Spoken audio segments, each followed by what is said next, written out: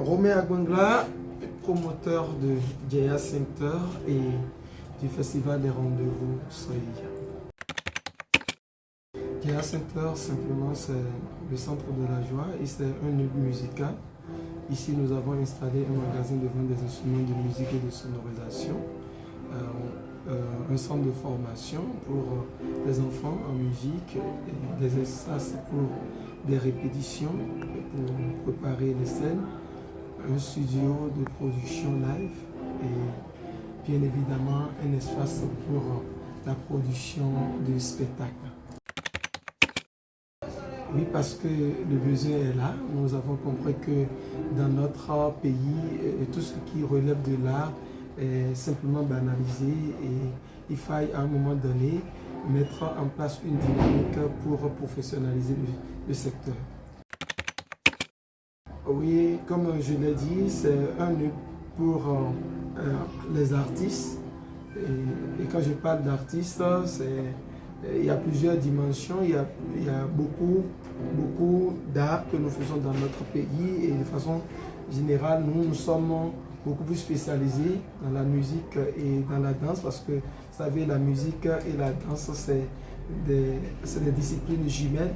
Donc, et tout ce qui va professionnaliser la musique, nous sommes dedans. Donc, il y a les arts créatifs qui sont là et il y a les arts plastiques également que nous faisons pour pouvoir renforcer le niveau des enfants et proposer une formation holistique et permettre à nos apprenants de pouvoir se défendre sur n'importe quelle scène.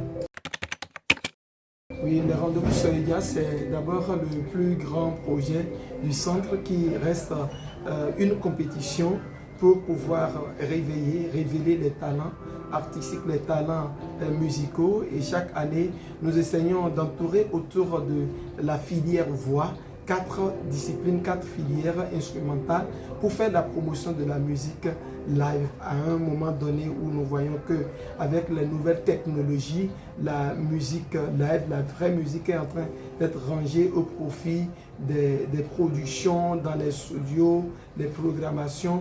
Nous avons jugé alors de mettre en place ce programme pour permettre aux participants de ramener la musique des anciennes gloires du Bénin pour que la musique en live soit une réalité. Non seulement une réalité, mais aussi permettre à ceux-là qui ont appris la musique sur le tas ou bien qui n'ont pas forcément fait des écoles en bonne et due forme, de pouvoir les amener à sortir, à toucher, fouetter un peu et leur donner des armes pour être plus professionnels dans ce qu'ils font. Donc c'est de ça qu'il s'agit des Rendez-vous Soya. Et pour l'année 2025 en cours, nous avons autour de la voix, nous avons la filière piano, la filière trompette, la filière guitare basse et la batterie. Donc voilà les 5 filières qui sont en jeu et déjà nous sommes à l'orée de la demi-finale qui aura lieu demain 20 juillet et en attendant la grande finale qui se déroulera le 10 août au Palais des Congrès de Cotonou.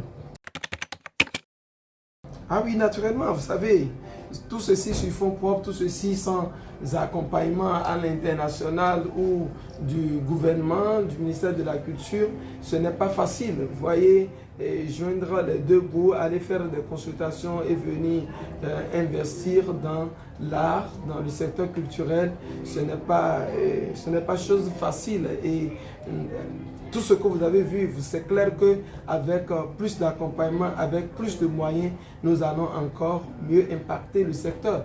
Et surtout quand on parle des Rendez-vous Soya, c'est la jeunesse, c'est l'avenir de la musique au Bénin.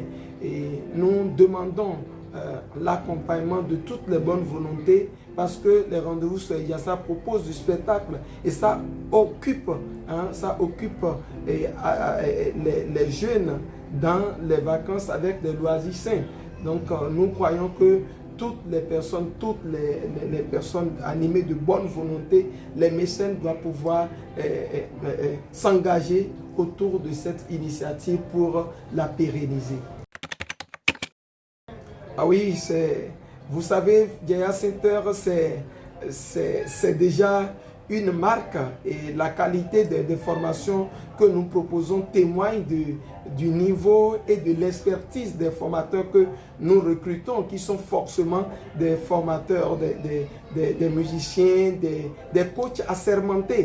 Et par exemple, sur les rendez-vous Soïga, quand vous venez, vous avez l'opportunité de découvrir ce que nous prenons comme les membres de jury, et ça se fait sous la surveillance d'un membre d'une étude d'huissier pour que les choses se passent dans les règles de l'art. Vous voyez, donc c'est dire que Jaya Center, c'est le professionnalisme avéré.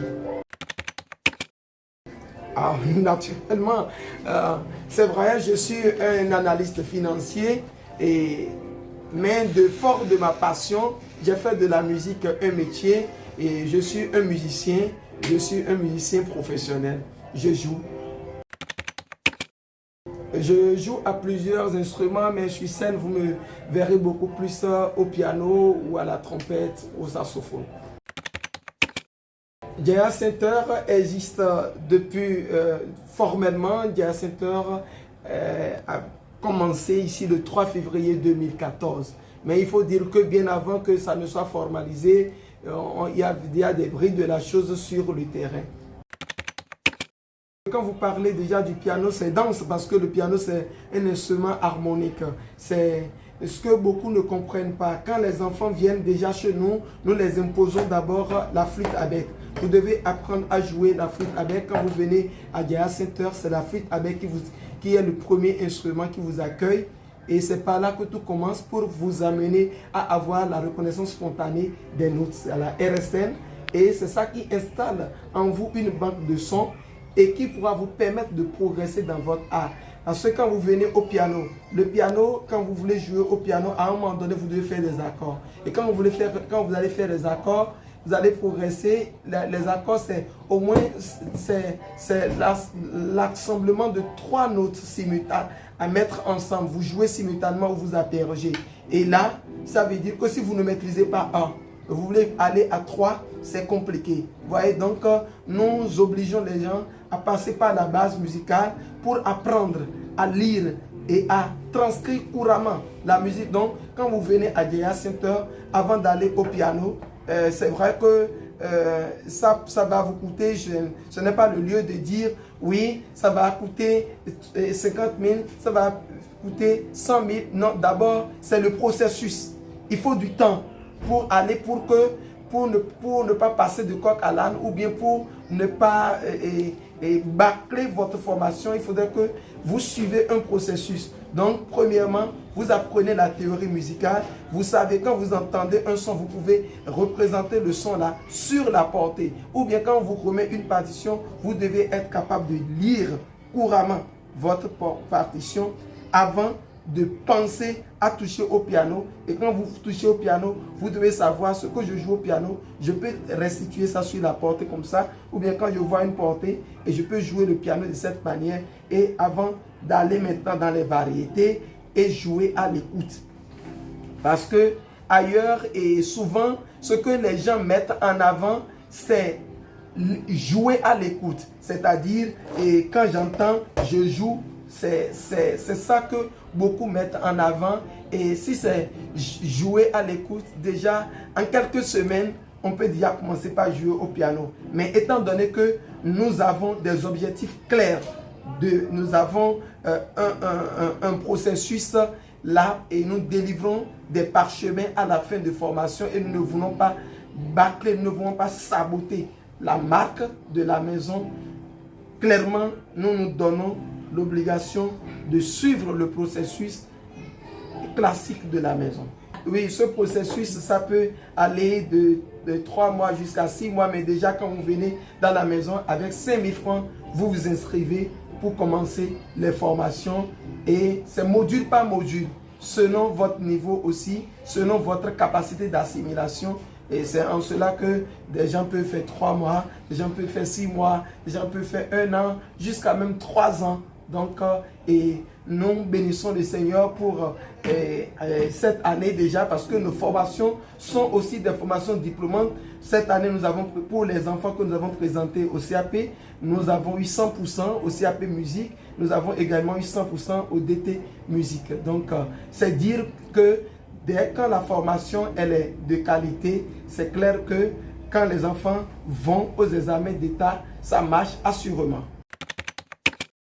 Un appel à lancer, c'est dire tous ceux qui veulent faire de la musique une corde à leur arc, parce que ça fait partie des métiers d'avenir de ce pays. Aujourd'hui, nous avons la chance d'avoir le premier cycle à l'université d'Abomey-Calavi à travers l'INMAC. Aujourd'hui, les gens peuvent déjà finir et avoir leur licence en musique, et il y a des gens qui font l'administration culturelle, il y a des gens qui font de la musicologie, il y a des gens qui sont en art visuel. Je crois que c'est un métier de l'avenir, et ce que GIA Center propose, c'est pour pouvoir avoir des techniciens, des docteurs en la matière dans les jours à venir, et ceux qui viennent aujourd'hui à GIA Center, ils seront les premiers. Donc, nous lançons l'appel à tout le monde. Nos enfants, ils passent le CAP, ils passent le BPC, ils font en même temps le curricula classique et en même temps les métiers de l'art. Donc, dire que parler de GIA Center, c'est pouvoir concilier la passion et l'excellence.